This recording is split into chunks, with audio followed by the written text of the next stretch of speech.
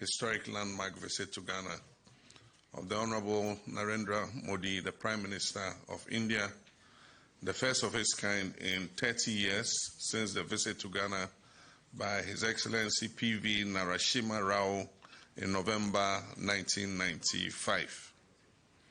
This visit is a testament to the deep-rooted historical ties between Ghana and India, founded on the visionary leadership of Ghana's first President, Dr. Kwame Nkrumah, and India's Prime Minister, Pandit Jawaharlal Nehru, as well as the ever-growing strong bonds of friendship and cooperation which exist between our two sisterly countries for the mutual benefit of our people.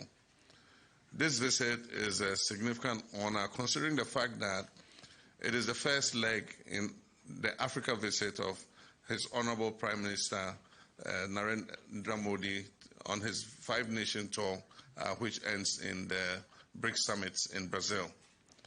The two sides have engaged in significant discussions to deepen cooperation across various sectors of our economy, including agriculture, energy, manufacturing, infrastructural development, human resources, and health, amongst others.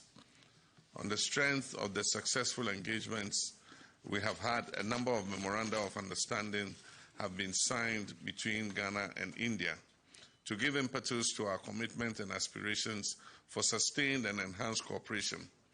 And these include the Memorandum of Understanding on the establishment of a permanent joint commission between our two countries, the Memorandum of Understanding between the Institute of Traditional and Alternative Medicine and the University of Health and Allied Sciences in Ho, Ghana, and the Institute of Teaching and Research in Ayurveda, Ministry of Ayush, Government of India. We've also signed an MOU on cultural exchange between our two countries, and also an MOU between the Bureau of India Standards and the Ghana Standards Authority. Following consultations between our Honorable Minister of Foreign Affairs and the Indian High Commissioner, we also have requested the signing of MOUs on vaccine manufacture and production, MOU on supply of agricultural machinery and implements, and an MOU on defense cooperation. Ladies and gentlemen, this visit could not have happened at a better time, as government is committed to pursuing its reset agenda to provide the needed support to the Ghanaian people. Government will therefore leverage on its relationship with like-minded countries such as India to achieve our set objectives. Both countries will work to deepen economic and investment relations at a time that Ghana is undergoing economic restructuring due to the debt treatment we're undergoing and the IMF program. Going forward, Ghana and India intend to pursue these engagements through diplomatic mechanisms, including Foreign Office consultations with each other, as well as the Permanent Joint Commission for Cooperation, to give effect to the intended outcomes of our engagement for mutual benefit. Our esteemed guest, Prime Minister, will be decorated with the prestigious National Award of the Office of the Order of the Star of Ghana at a state banquet. At a state banquet to be held in his honor this evening. It is a testament of the friendship that exists between the people of Ghana and the people of India.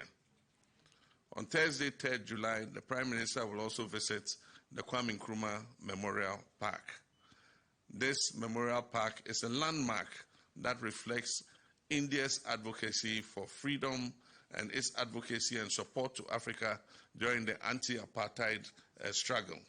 It also is a testament to the solidarity that India extends for South-South cooperation.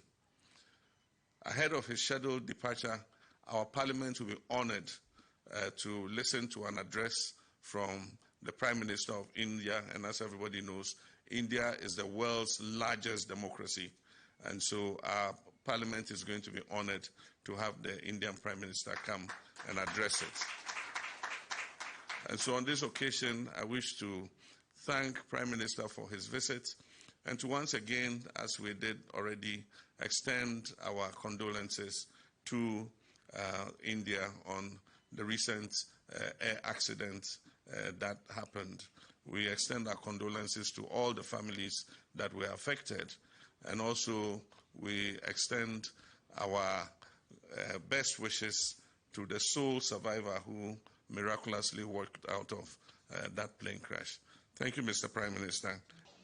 मेरे लिए यह अत्यंत गर्व की बात है कि मुझे यह अवसर मिला है। अय्या मैं अनेजे से मेवोहा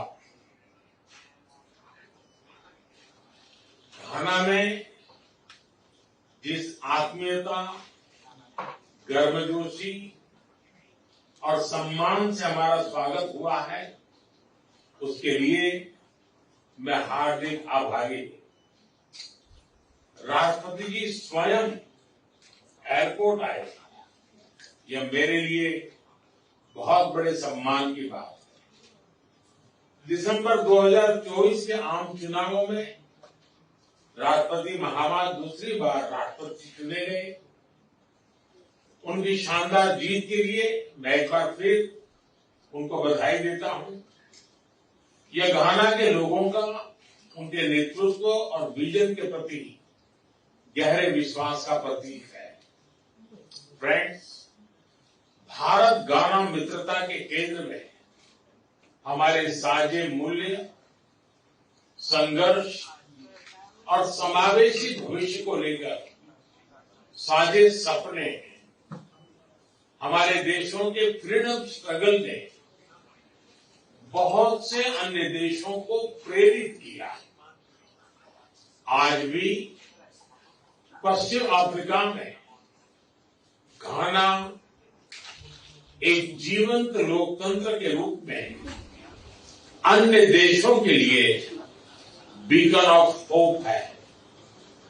आज राष्ट्रपति जी और मैंने हमारी द्विपक्षीय साझेदारी को कॉम्प्रिहेंसिव पार्टनरशिप का रूप देने का निर्णय लिया है। घाना के राष्ट्र निर्माण की इस यात्रा में भारत केवल एक सहयोगी नहीं, बल्कि एक सहयात्री है।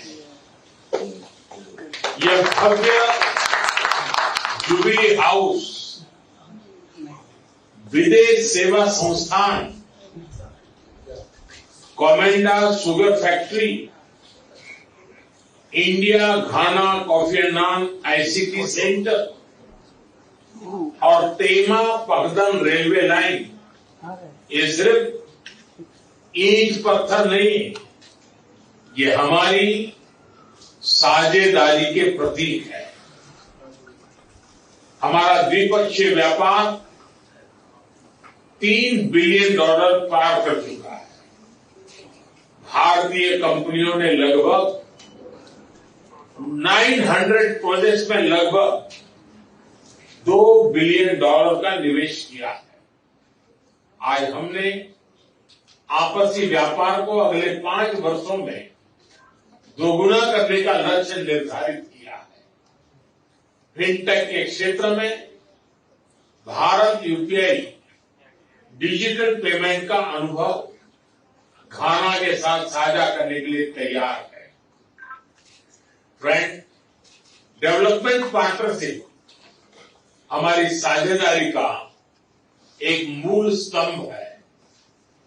राष्ट्रपति महामा के आर्थिक पुनर्गठन के प्रयासों में भारत के पूर्ण समर्थन और सहयोग का हम आश्वासन देते हैं। आज हमने घाना के लिए आईटेक और आईसीसीआर स्कॉलरशिप को 2 गुना करने का निर्णय लिया है।